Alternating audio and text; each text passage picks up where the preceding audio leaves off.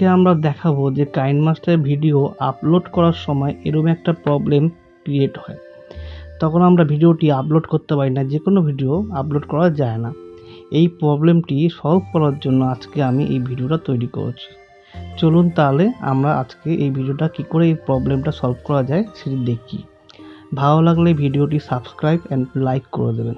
কাইনমাস্টারটি খুলে আমরা কাইনমাস্টারের সেটিংসে চলে যাই।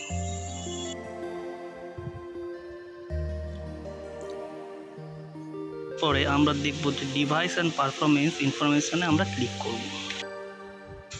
এখানে আসার পর দেখতে পারবো অ্যানালাইটিস ডিভাইস পারফরমেন্স। এখানে আমরা ক্লিক করে অ্যানালাইটিস ডিভাইস পারফরমেন্সটি ক্লিক করে দেবো। ক্লিক করার পর এখানে 2 থেকে 3 মিনিট ওয়েট করার পর আমাদের এই প্রবলেমটি সলভ হয়ে যাবে।